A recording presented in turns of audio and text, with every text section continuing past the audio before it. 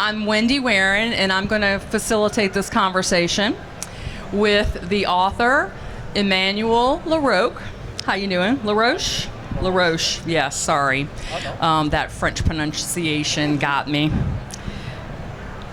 And our good friend at MoPho and Maypop, and I ate at MoPho this week. I got the Vindaloo Q.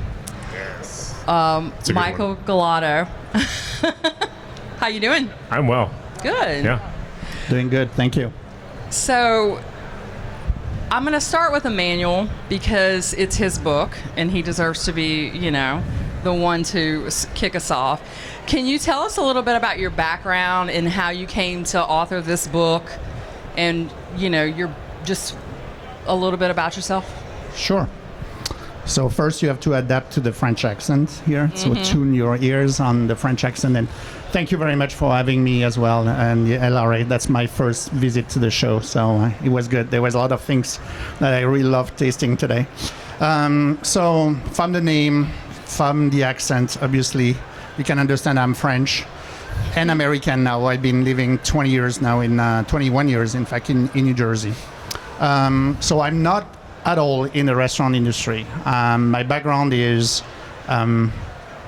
chemistry, organic chemistry, and MBA marketing. I did all my studies in France, and I am in charge, in fact, of marketing for a company that manufacture flavors and natural ingredients for the food industry. So the dark side of the business. And the company transferred me 21 years ago to the US. So I moved from the French Riviera to the Jersey Shore. And so it was kind of a culture shock. And but I loved it. Which one's better, would you say? We can debate that later. But I was supposed to stay 6 years there, and it's been 21. So I guess I loved everything here, and I decided to stay in the US. And in my job, I am in contact with a lot of chefs and pastry chefs and bartenders from around the country. It's very important for us because it's like looking at what someone like Michael is doing in the kitchen to find some inspiration, because usually it trickles down into the media, and then from the media into sometimes food service, retail. So I've been moderating a lot of panel discussion with chefs for our customers, and I really love the process of it. And I decided to add that passion to my day job. So I have a podcast called, I think it's there, Flavors Unknown. So every other week I have conversations with awarded chef for pastry chefs or bartenders from around the country. And a lot of people that listen to the podcast, so Michael was on the podcast, and they really love the conversation, and they say, hey, why don't you write a book? And I'm like, okay, I'm going to try to find some time between my job, the podcast, and everything. But the pandemic hit, so it was the right timing. And so I decided to write a book based on all the learnings from the conversation that I had with the chefs and so on. So it's really looking at their path to success, looking about their sources of inspiration, their creative process in the kitchen, the influence of different culture, what makes the new culture of cooking and food in America today. So how did you meet Michael Gulotta? How did we meet? Did y'all go to Madagascar? I know, I remember. Star Chefs, correct? I think it was. Star Chefs. Because Michael was awarded by Star Chef, I don't remember how many years back. I think we met before I was a rising star. I think we were just at the... at the convention? Yeah, at the convention in Brooklyn. Okay, in New York. Okay. So anyhow, it was through Star Chefs. And I came, as well several times to New Orleans. So I went to... I think the first one was Maypop, yes, Maypop, and so loved the food. We connected. He went to accepted to be on the podcast, and then of course, he's featured in the book as well. So thank you. And then together we went to the island of Madagascar. So I took him to Madagascar with Elizabeth Faulkner, who in fact wrote the foreword of the book, and Shannon Tibet, who used to be the beverage director of Death and Company in New York. And I took them to Madagascar because there was a whole story around vanilla, and closer to the source, because 80% of the production of vanilla in the world comes from Madagascar. So we had, 2 weeks there. 2 weeks. It was a wild ride. You survived. Yep. He survived there were a few 2 close weeks with calls, me. but yeah. So, Michael, can you tell us a little bit about your background and when you decided to be a chef, kind of like your culinary pathway, I guess, how you started out? I actually wanted to be a chef for as long as I can remember. So I've always wanted to cook. I've always sort of loved the whole alchemical process of changing regular ingredients into amazing meals. And I was lucky enough to be born in New Orleans, where we have so many great restaurants. I could have worked in so many of them, but my first cooking job was at the Planet Hollywood on Decatur Street when I was 17 years old. OMG. Right? I know. I could have been in any of the world-renowned restaurants that are in this city, but somehow I ended up there. Yeah, good times. But then went directly to culinary school at Nicholls State University with Chef John Fulse and spent 4 years there. Great. Yeah, which was really great. You remember the story that you told me on the podcast where, in fact, you found, or you were looking for, like a notebook when you were a kid? So after Hurricane Katrina, I had to go clean out my room because my mom's house was obviously inundated with 16 feet of water. So I was cleaning it out, and I found a book report from the 6th grade. And in the front was a short autobiography, and it said, "My name is Michael Gulotta, and one day I want to run restaurants." Wow. So, That's pretty cool. who knew? That was pretty profound for a and I can't sixth find grader. the damn book anywhere. I've looked all over for it, and I can't find it, and I feel like an idiot, but whatever. So, your cuisine, can you explain it to us? Like what your, like how would you explain it? I grew up in New Orleans, and so I've always had a number of Vietnamese friends, and I've always loved going to their homes and eating in their houses and seeing how their families naturally mixed our Louisiana pantry with their cuisine. And also, like, when you come up working in restaurants and every single day is like, especially in New Orleans, every day is like cream and butter and heavy sauce, and lots of roux. Not that it's bad, but when you eat it every But day, French cuisine here. we're a little heavier than French cuisine, I find. Like we really pound the butter and the cream home, and it's delicious, and it's delicious for everyone who visits here. But when you eat it, when you taste it every day, we were always looking for something refreshing and bright and light and restorative on our days off, and that was always Vietnamese cuisine. And so the idea behind MoPho, our original restaurant, was for industry people. That was the idea. We wanted to be serving food for our friends who were bartenders, servers, cooks, and so we melded Southeast Asia and Southeast Louisiana. That's great. Yeah. And talk about Maypop a little bit, because that's a more refined, higher end. So the whole idea of opening MoPho was just supposed to be like a little pho shop that was going to then fund a higher end restaurant. But then MoPho ended up doing so well, and so we weren't really sure. Like originally we were gonna do an Italian restaurant. That was like we wanted to do a high-end Italian restaurant. But then MoPho had been so much fun, and like blending the cuisines had been so much fun that I was like, well, I want to do a higher-end version of MoPho, and then we're gonna take all those techniques, but kind of bring my classical training into it with more handmade pastas and house-made cured meats, and sort of blend all those flavors together. And that was the idea for Maypop, and just to really see how far we could take it. I always say that your food like punches you in the face with flavor, and you kind of set the standard for my palate. And when we go other places and I'm going, my husband's like, not every meal needs to wow you, Wendy. And I'm like, but it kind of does. I kind of need that in writing, actually. So, yeah. I kind of need that. Yeah, you got it. Yeah. I mean, it's like I eat it. Well, it's funny because we've been testing the meals for Tana, our new Italian restaurant that's like 3-4 months away. And we've been testing it at Maypop, and my Maypop team's like, I don't know, man.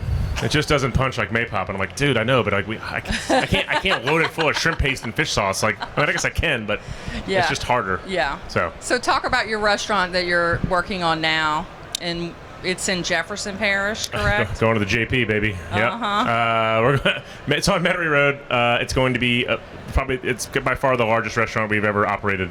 5,000 square feet, got a whole separate lounge, but it's specifically on my training in Liguria, because I trained in Liguria in the Italian Riviera, right down the road from you. So I trained in a little town called Bordighera, which is right across the French border on the Italian Riviera. So it's that cuisine mixed with my Sicilian heritage. Okay. Although it's gonna end up having a lot of New Orleans stuff on there because people aren't gonna let me not do that. So right. They're it'll be there. Like, but where's the red sauce? Yeah. Where's my red gravy? Where's my red gravy? Got it. So, Emmanuel, at the beginning of each chapter, you talk about like what restaurants or what chefs. Are in that chapter, but you also have a section about what's your favorite meal at different restaurants. Yeah. So can you tell me a little bit about how you pick that? Do you order Sure. like everything on the menu or sample around? How does that go? How you pick a favorite? So first of all, like the chefs that are at the beginning of the chapter, I think this is for clarity of reading, because I quote a lot of the chef, in each of the chapter, and I felt that, you can lose a little bit the flow. And then where in the middle of the chapter, you'll read like a name and you said, wait a minute, who is that guy? Who is that woman chef again? So then you can go back. And then I made the book interactive. So at the end of the book, there's a QR code that goes to each of the episodes of the podcast. Okay. If someone wants to dig more into the conversation, if they read something about the chef that they really like. So that's the reason why it's structured that way. So at the beginning of the first chapter, I talk about those 20 dishes, just because in a lot of conversations with people when they know that I have the podcast, they ask the question, what's your favorite dish that you have tasted in America? And I'm like, what are you trying to get me fired? So I'm like, it's very difficult. I explain to people, it's very difficult to pick like one dish. I mean, it's absurd. So because of that question and because I was writing the book, I decided to go through, thanks to my phone, all the pictures that I've taken, and I flipped through them, and just to see if there's something that will come back to my mind with like since, maybe 2008 or whatever. And so there was like a lot of dishes that like really were anchored in my memory about like, oh yeah, I remember that was outstanding. So in the 20 dishes, there's one from Michael. That was his slow roasted lamb shank, I think. Neck that you had. And so good. That I really loved. And the reason why I loved it, it's because it's really an illustration of what he was mentioning before. That was this combination of influences from Southeast Asia and then as well, ingredients from Louisiana. So you had the green curry from, from obviously the influence of Southeast Asia. And then he had the Creole cream, in there. So I still... Creole cream cheese roti. Yeah, the roti the cheese bread. roti that you had, in there as well. So that's part of the 20 dishes. There's some others. And then, I try to really look at it going from the East Coast to the West Coast. So we have a fan club. There's a fan club here.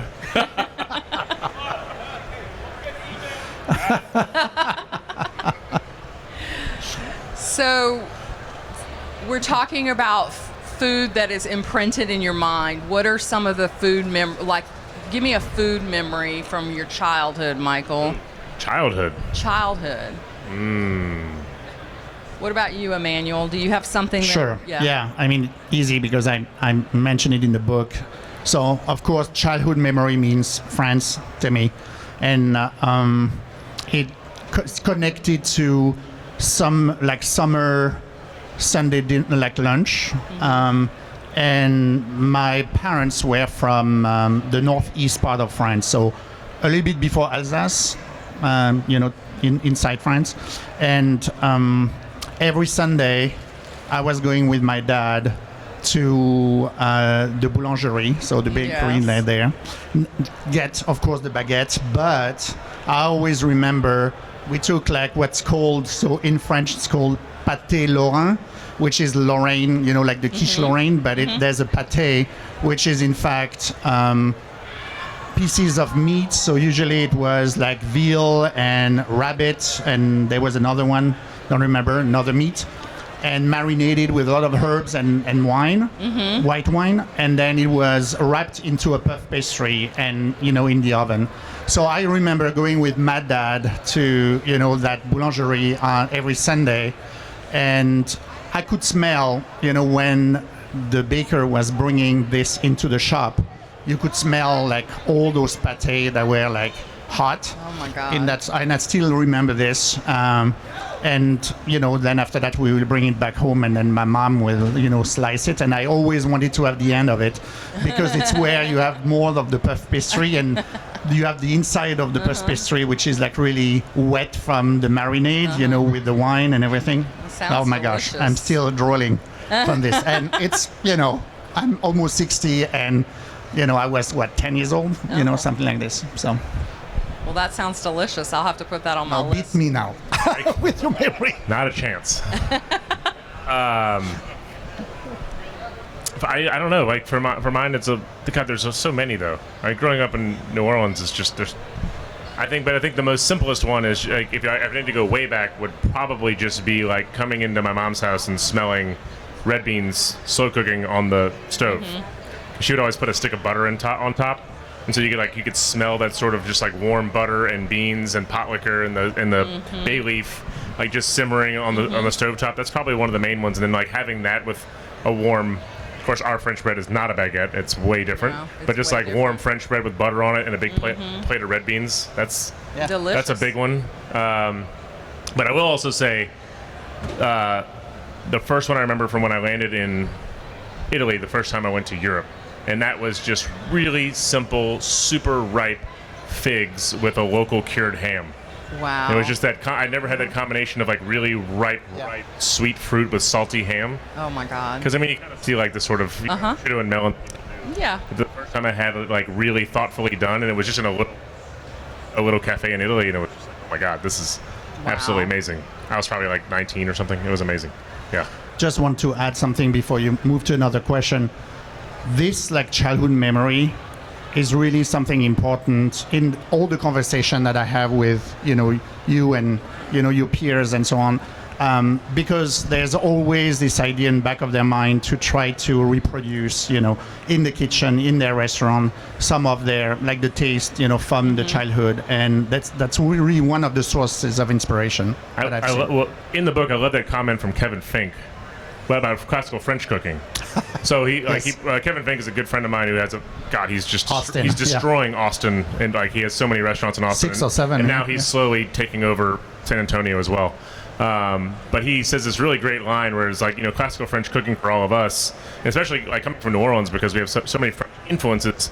Like when we get scared or when we go too far outside of our boundaries, we always go back to classical French cooking because that's just like our safe zone, right? All the time. So like those smells and those flavors of classical French cooking are always the ones that sort of, if you're a professionally trained chef of my generation, that's always where you're going to go back to. Yeah. Sure. So let's stick with the red beans for a minute, because can you talk to us about your red beans, because it's different from any red beans I've ever had before, and they are the ones at MoPho. Yes. Oh my God. I don't even know. It's like curry. Yep. So that's actually this version of it is a 100% Chef Paul version. Chef Paul Schell is my chef de cuisine, and I trust him 100%. He's been running MoPho's Kitchen for 7 years now. Okay. And so he does traditional red beans, but he adds a little bit of those curry spices to it, just enough where you can catch it, just to perfume it, to make it just a little bit different, to where it just takes you a little bit outside your comfort zone. And then he serves it with our coconut milk rice. And then he does that crispy fried chicken katsu style. It's really good. And he also has the pickled peppers on top, and it's just so familiar, but it's so amped up. It's just, it punches you in the face with flavor, and that's, every Monday, every couple Mondays, I go over there. It is really good. Yes, it's really good. But it's funny, that's something I grew up with. My family always served like a little jar of pickles with the red beans. I don't know why. I'm not sure where that comes from. That's It's actually my stepdad. My mom was like, what is that? She wouldn't do it, but my stepdad always served like a jar of like sweet gherkins with red beans and rice. I don't know why that is. Yeah. I don't know. Maybe cut through the richness. Not sure. Okay. So let's talk about like how traveling. We talked a little bit about you going to Italy. You're from France. You've traveled to Madagascar and all over the world. Like, what is it when you travel that you're looking for to expand your culinary horizons? Are you going to markets? Are you going to... Yeah, so like, I think that obviously our objectives are different. I'm not cooking professionally. For me, it's really to open my horizon in terms of flavors, combination of flavors. I'm always looking for flavors and textures. Same. Yeah, but for me, it's like to talk to the dark side of the industry. So, but the idea is so what I do, my kids are really fed up with me, but I love to spend even more time to prepare my trip. So when I arrive somewhere, I have read everything, searched everything online, and I have my list. And I ask sometime, before I will reach out to chefs and. So, because I don't want to go back and then someone said, oh, you've been there. Have you tried this? And I'm like, damn it. No, it was not in my list. So I'm like, so I want to make sure I have it. So, so I prepare this and I have, in fact, in the book, I mentioned, how to scout and, how to prepare like a trip. So there's like 20 points, to really have, this prepared. And then usually I bring always like a cookbook and then some specific ingredients. So when we went to Madagascar, I had with me back pink peppercorn because it's fantastic over there. You remember? Amazing. Then we had, there's a very endemic variety of wild black pepper that only grows there. That is really, really good. So, I took that back with me. Obviously vanilla beans. That was good. That trip actually got me like to fall back in love with black pepper because in the restaurants nowadays I use like Thai chilies and for a different kind of heat. But the black peppercorns in Madagascar, and the pink peppercorn that you love, were so aromatic. I mean, it was just like, oh my god! I could not stop talking about it. So you're obsessed. I was geeking out on the black pepper and the pink peppercorns. I mean, it was just like you forget that it's that has all those fruity aromas and all that, because when you just get used to just like the old table grind black pepper, when you get back to really smelling what pepper is, and it's so many flavors I was brought back to when being there, because you were so close to the source of all these amazing seasoned spices. So, traveling and discovering, food. So for me, it starts like coffee roaster, like really craft cocktails areas. I'm going to breweries as well, like craft breweries. And of course, bakery, restaurants, and so on. So I have usually my whole list, and then we hit. Way at it. Yep. So you have like 6 or 7 stops a day? So I do that. I mean, I organize a lot of this with, for my day job. So we do a lot of, we call them urban safaris, where we have 6 or 7 different stops. And we go there and look on the menu, what are like the new ingredients, what's trending, and taste it as a group and, exchange notes on that. Yeah, that's part of my work. Yeah. Some people have to do that. Yeah. I'm the lucky one. You go to Asia quite often. No, I don't.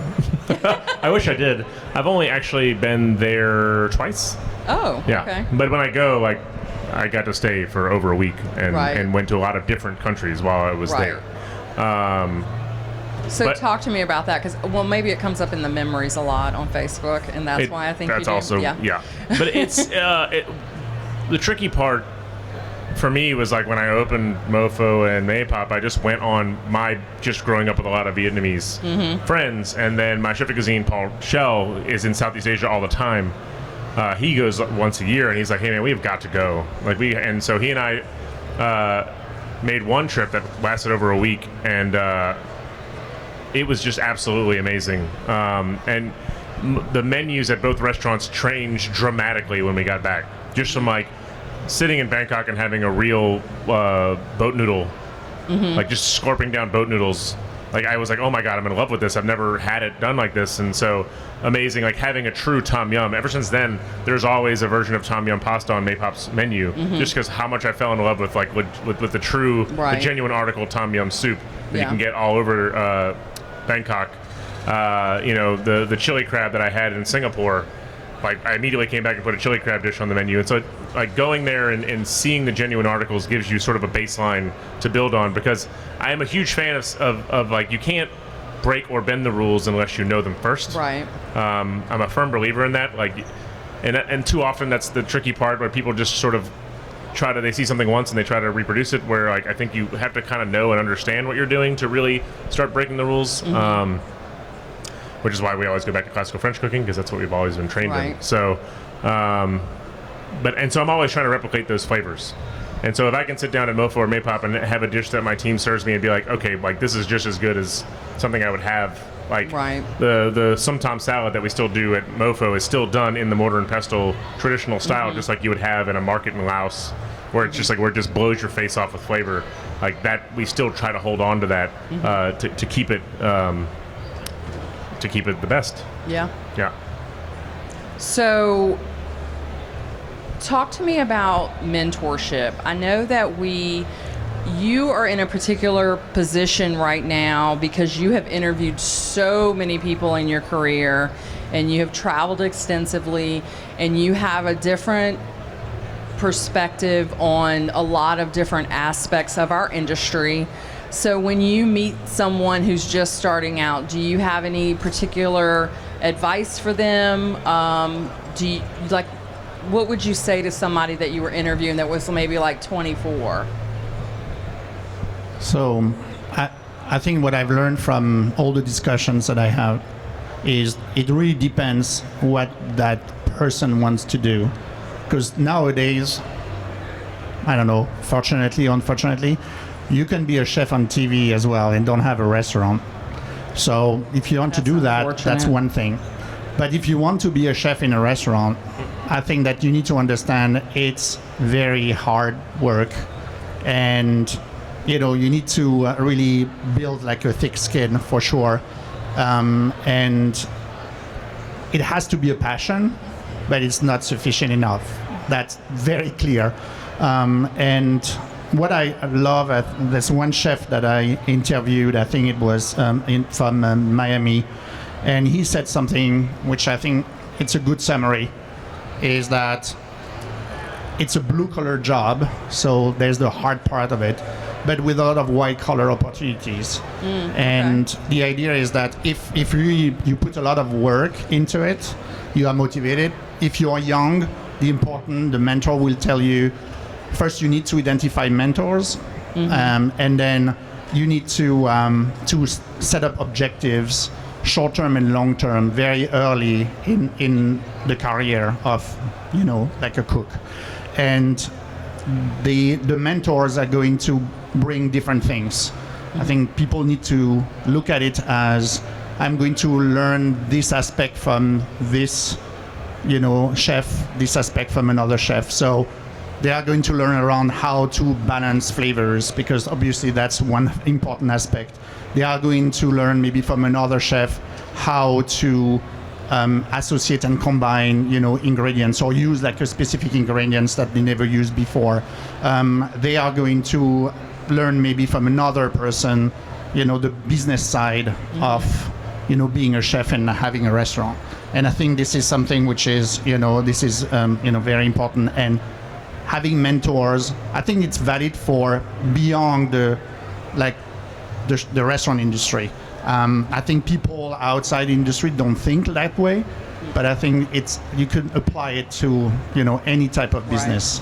Well, I'm a big fan of telling our LRA members, like, everyone should have a mentor and be a mentor, because we all have something to learn and we all have something to teach. So in that vein, would you talk to us about maybe some of your mentors and what you gained from them? No, I think you brought up a good point of like now it's such a diversified field.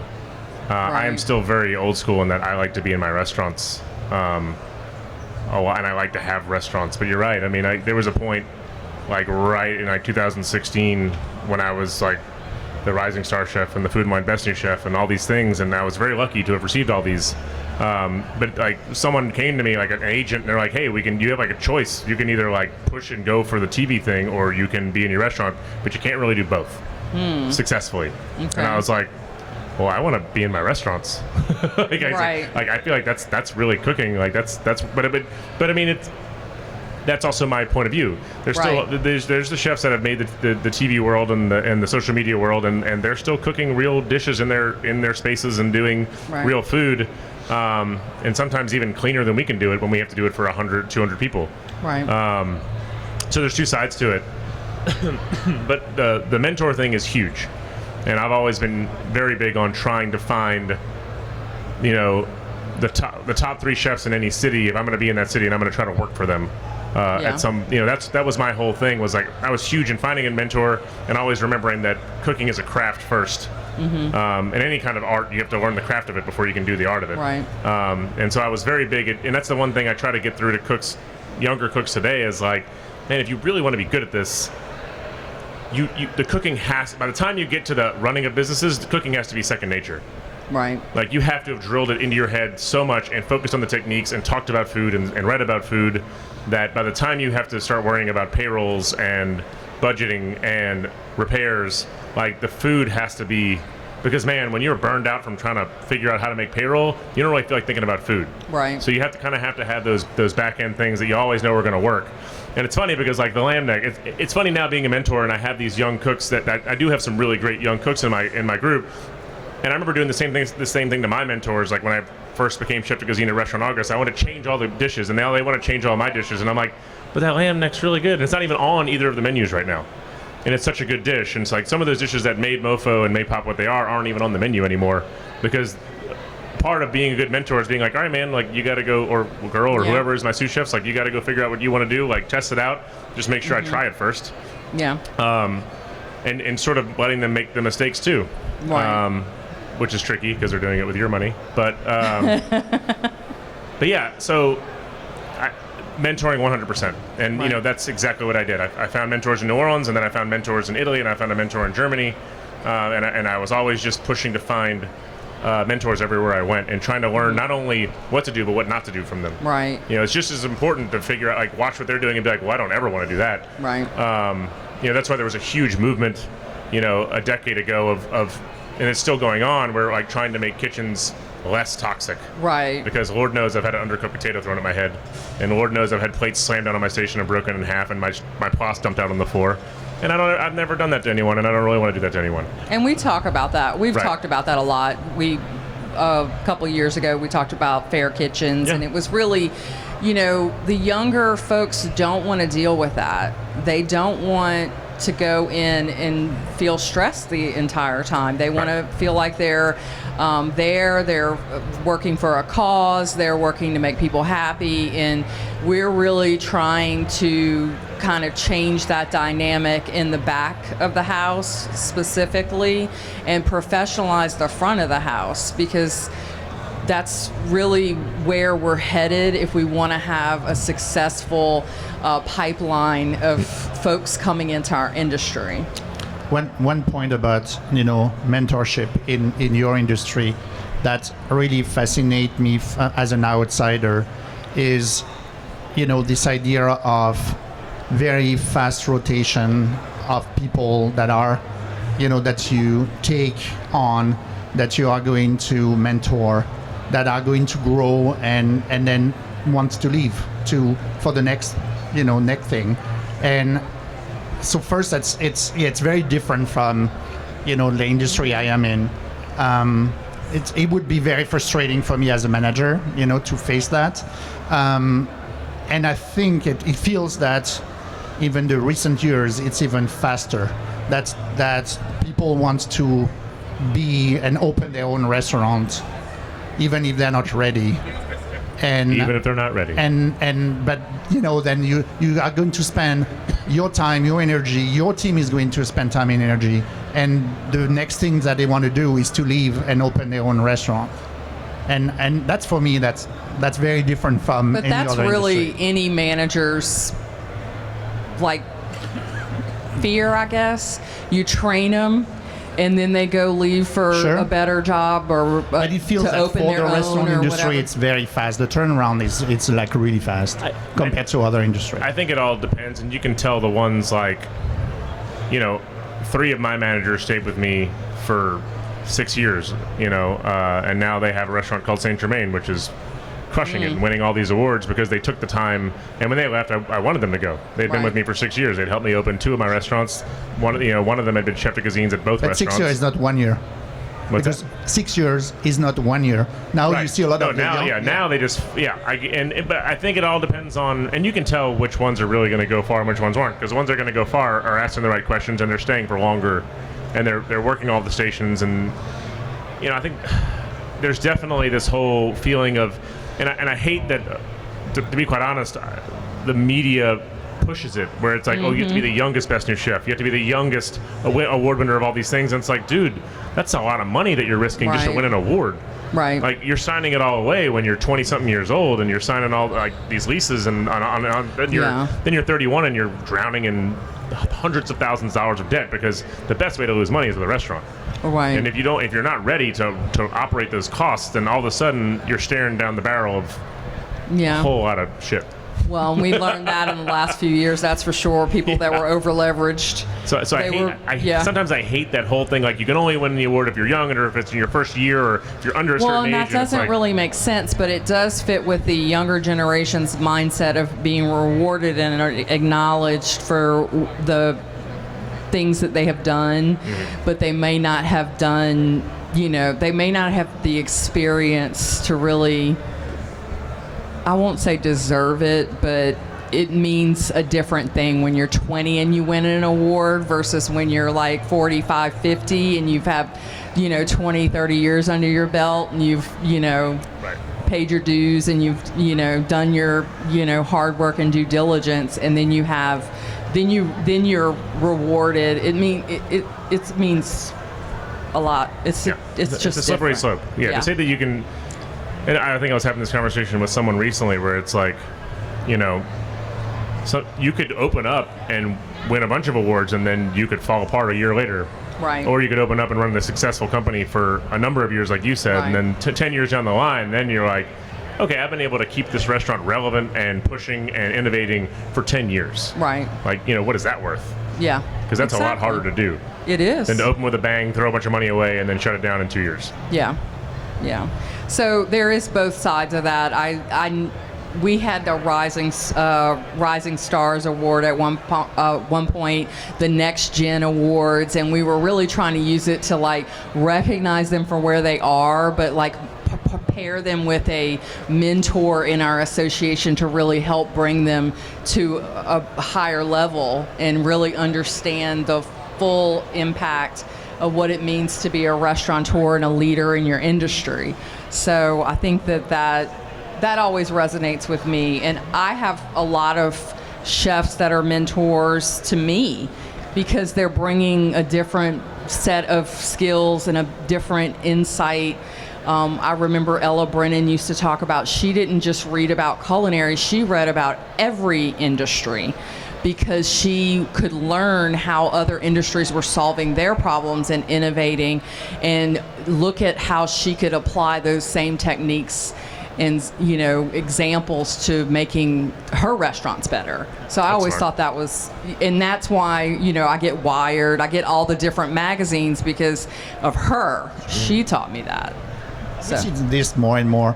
I mean, yesterday I was watching, in the hotel room, I was watching Shark Tank, and one of the shark was showing, in fact, one of their yearly gathering from all the different, startups that, she put together. And she, before bringing them together in New York, they pair them, two companies together, and in fact they switch. They spend like a week, working at the other company and learn from each other. And I Okay. thought that was pretty clever. And I think there's more and more of this spirit of, I would say, collaboration that we see Right. with the younger generation of in chef as well in the industry. Yeah. I think that was also a big part of COVID was like, I have a tendency to just sort of get fixated on my businesses and kind of disappear. And during COVID, I think all of my peers, we all started reaching out to each other, being like, "What are you doing? What are you doing? Like, what's your best practice for this? What's your Right. best practice for that?" And it was a lot of that. And I think, and that's one thing I've kept since exiting it. Like now, I still check in with everyone. I'm like, okay, well, what's this looking like? How's that going? Is that still working? Right. And that's huge because you don't know. Well, it was the first time that an industry had a chance to take a pause, and we were all like, what is happening? What is going to happen? And the fear of the unknown, but it gave you a chance to focus on your business in a way that you never had before. Because we're, Forced to do time it. poverty is something that restaurateurs are known for. Chefs are known for. You're always busy, you're always prepping, you're always ordering, you're always behind. There's just, Cool, just keep talking about it. Cool, yeah. Yeah, Okay. yeah. I'm not feeling anxious. So it's really, I think that I always try to find a silver lining in situations, and it was absolutely soul crushing, but it also gave us some time to say, how do we get better at this, and how do we evolve, how do we innovate and run our businesses more effectively and efficiently? Because like we can talk about, you used to see huge menus, and now you see shorter menus, and that has a lot to do with product availability, labor availability, the amount of time you want to spend on something, the profitability in it. So I think that if I have to look back and say that was one of the things that I think is a good takeaway, it did make us closer as a community. We talked a whole lot more than we ever did before because we had the time. 100%. So, any questions, comments?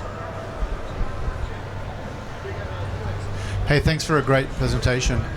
When you're going through a menu redesign or you're thinking about adding dishes, taking dishes away, like what advice do you have for us as we think about that? That's a great question. Well, I mean, it's kind of different between the two restaurants. So at Maypop, it's 100% seasonality. So Maypop's a super small menu. It's only 12 items, and it 100% comes into like, I always say there's kind of a bell curve of like when a dish kind of peaks and it starts to wander off, and then the cooks stop paying attention to it because they've been doing it too long, and then I'm like, okay, number one, the main ingredient's out of season. Number two, like the team's just not putting the love into it anymore. Let's start changing. With Maypop, it's just all about the energy that we have in the kitchen and the seasonality of the dishes. With MoPho, it's all about efficiency. I mean, MoPho is it's a tighter restaurant. It's been around for 10 years. It's all about making sure we can still nail our home runs and doing it every day. And so a lot of that is sourcing, and it's I mean, that's the thing. MoPho's menu doesn't change nearly as much. We try to keep a few items that we change seasonally. Like we have like a Sum Tom salad that the salad's always there, but the ingredients change with the seasons. But as far as like dropping things from the menu or adding things to the menu, Well, wait a minute. You just changed MoPho's. You have the bao now? yeah, we do a bao. Yeah. So I went in to get my chicken vindaloo sandwich, and it was no longer a chicken vindaloo sandwich. It was... We still have the chicken vindaloo sandwich. Yeah, but we had it's not a po' boy anymore. It's not a po' boy anymore. Right. Wait a minute, she knows your menu better than you do. What's going on? That is entirely possible.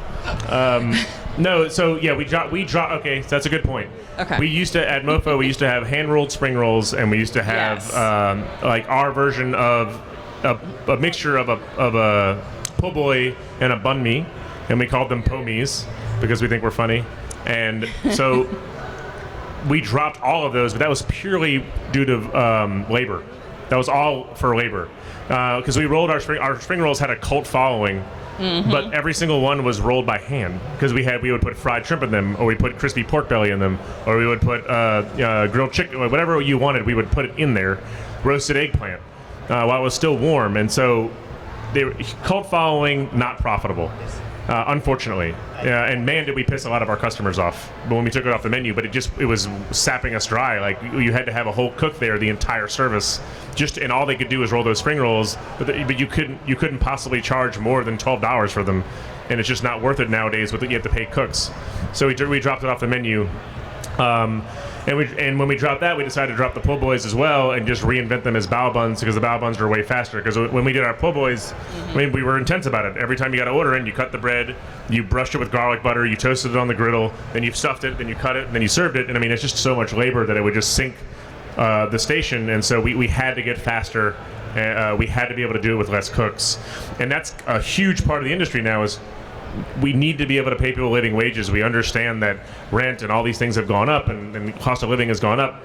The only way we can pay people more money, like the math doesn't, you can't change the math. Right. So if you want to pay people more, you got to do it with less cooks. And that's what we sat down with our managers and we're like, hey, if y'all want to get raises and if you want to keep hiring the cooks at higher levels, then we have to figure out how to do it with less cooks. And so at both restaurants, we have gone and combined stations, downsized kitchens, still gone through and tasted the menus. Like, so we downsize the kitchen and then we run it and we see how fast it comes out. We see if they're keeping the quality up, and they're like, oh cool, then we're going to run it with this many cooks. And that's how we've been having to do it to be able to pay people, make sure they have health insurance, make sure they're taken care of, because we can't do it with the 6 cooks we used to have. Now we have to do it with 3. Yeah. Just to add something, not to make a pitch, to the podcast, but if you are interested, there's 2 episodes that focus on this. I don't remember the number, but I can give you the chef. One is Chef Andrew MacLeod. He used to be the chef at Avenue M in Asheville. He's just left now to do something different, but he took over Avenue M. And he decided to change the menu completely, and he had to backtrack because there was negative impact, because of course all the consumers, the customers that were coming didn't see their key item on the menu. So there's a whole part of the episode on that. And then the other one, more recent, it's with probably you know him, Chef Rick Lopez from La Condesa in Austin. And he's talking about, so he just finished like semi-finalist, I think, for James Beard this year. And he took over La Condesa, that was already a restaurant there in Austin, I think 13 years ago or something like this. And he talks exactly about this, like the challenge of adapting the menu when you are inheriting, a restaurant. So. Yeah. And you gotta also remember the old 80-20 rule. Like, people are gonna complain, but like we did the math before we changed. But when we saw what we were gonna drop, we realized that no one would, like, they were only 20% of the people were ordering the po' boys. Everything was noodle bowls, everything was pho, everything was the chicken wings. The po' boys had this cult following, and those 20 people complained to the heavens where we thought the sky was falling. But when we took them away, it did not hurt our sales, but we had to have an extra cook there making them because they took up so much time. Same with the spring rolls. Like, the spring rolls were a little higher, but at least, God, they're just such a pain in the ass. We just had to get rid of them. So, but we did do the math. We did look at the menu mixes. We saw what were our lowest performing items, and as an entire section, the lowest performing items were the po' boys, and then behind that were the spring rolls, even though they had this cult following. And even though I still will be sitting in the dining room and someone will walk in and go, "Can I get the spring rolls?" And my poor staff member will go, "No, we took them off," and the person will literally sneer at them, and you're like, dude, like, come on, man, like, relax. But it happens, but it wasn't worth it. Like, no matter what, we were still selling more noodle bowls and wings and pho. Yeah. Any other questions? Hello, great conversation. Question for you, Michael. How do you measure success in terms of your business outside of sales? Like, how do you know, like, we're having a good night or it's a good period? That is a constantly evolving metric. If you would have asked me that before, pre-pandemic, it would have been how many effing awards do I have on the wall? 100%. It would have been like, what have I achieved today in the world world of cooking? But everything else was thrown to the side, and it literally took the pandemic and my business partner pulling me in the hallway one day and see all these plaques and awards. I'm like, cool. We need to fix the model though because we're dying. And I'm like, okay. And since then, it's been a hard push to one, cut the menus down, figure out 100% like costing, and like even when I was on that trip to Southeast Asia, I was sitting on my computer costing the entire menu out, item by item, making sure everything was at a 26% food cost, all the way there and all the way back. That's what I was doing. And then even more now is like now every shift report we have, when we do a nightly shift report, and everyone has a hourly labor cost on it every time, because now it's all about the numbers, because if I hit the numbers, then I can pay my staff more, and then I can be assured that I can put more money back into the restaurants to grow them. Whereas before it was just like awards, and I wasn't paying attention to any of the nuts and bolts. And now it's all about nuts and bolts. Do you think this is just the pandemic impact, or is it as well because I matured? Because all the chefs that I interviewed had exactly the same thing, is when they were young, they want to put their name on the map, they want to be recognized, they want to be different from what's out there, and they really focus on, what's going to make them different and being known. Then after it changes with, okay, now I have to pay my staff, I have to focus on the bottom line, and it's very, very different. So I have seen this not only because of the pandemic, but because of maturity as well. So I don't want to say that. No, it's fine. I'm not saying you're getting older. I am much older than I was. That's fine. I get that. And the pandemic definitely matured me faster than I wanted to. So yes. Yeah, we all aged, didn't we? Mike, would you mind sharing your labor costs and food costs? Like, what are your goals for That's a very personal question. No, what are your goals? Like, I heard you say 25% or 26%. I mean, so like we always stick to the old 30, 30, 30, 10. But I mean, dude, if at MoPho I try to shoot food cost a little lower so I can go a little higher on labor so I can pay my cooks a little more. So I try to keep MoPho's food cost like around 26 to 25. And so I can be around a 32% labor cost, because I can't get. I want people to have a living wage. Maypop. It's interesting. I've always been a huge fan. Even though I love these things, you'll never see a lot of truffles and foie gras and lobster on my menus. I've always been a huge fan of taking just really great local products and elevating them, as opposed to like bringing in really luxurious products and just putting them on a plate. Even when I ran Restaurant August, I was very good at taking things that were not considered luxurious and making them very rich and delicious and elevating them. And by still doing that at Maypop, like we're able to run a very low food cost at Maypop. It's all in the technique and not in bringing in very luxurious products. And every once and again, I let my team have fun, and we'll bring in something very luxurious, and we'll do a really cool special with them. But the main menu is cost. Man, we run it like a 22 there. But once again, we run it at that so we can so I can pay my cooks more. But even now, like in the depths of summer, I'm running that kitchen. If you walk into that kitchen right now, there's one expediter who is also doing garde manger, and then I have combined entree and pasta, and I have combined pastry and hot apps. It's 3 cooks. It's 3 cooks. And we have metrics. It's like if it's under 80 covers, it's 3 cooks. If it goes over, then we bring in 1 more, and it's 4 cooks. And like they have to stick to these rules because we have to nail those. You have to nail the labor numbers. I'm acting all this like it's old hat. I have just now been like a tyrant in my restaurants and making all this happen, but it's working, and we've seen it over the last few months. We're putting all these things into place because it used to be we were just waiting for the busy to come back from pandemic. We were just waiting for the old numbers because the old numbers at Maypop were 100 for lunch and 200 for dinner every day, and the numbers just haven't come back, and so we finally had to put all of these measures in place. But it's not impossible. When I was a line cook back in the day, like really churning it out, I had 7 dishes on my station always, and they were not easy dishes. They were I tried to only work at top tier 5 bean in New Orleans restaurants, or Michelin rated restaurants. You always had massive numbers of really complicated dishes on your station. And so when I talk to my cooks now, I'm like, dude, my station always had at least 7 dishes. I'm asking you to combine pasta and entree. That's 6 dishes. I think you can handle it. You know what I mean? And so that's sort of the way. Yeah. depends on what time of the year. So, like right after a pandemic, it was quantity. It was just trying to get people through the door. But we've slowly.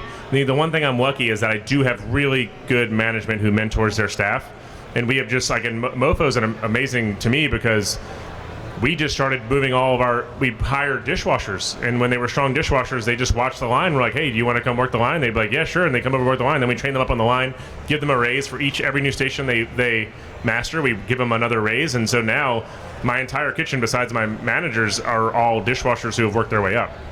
But now they're all making $18 an hour or something along those lines, and with health benefits and all that fun stuff. Yeah. So. But dude, it's not easy. None of that's easy. Like, it's been a real fist fight. And like 2 months ago, I wasn't sleeping at all. So we're getting there. Yeah.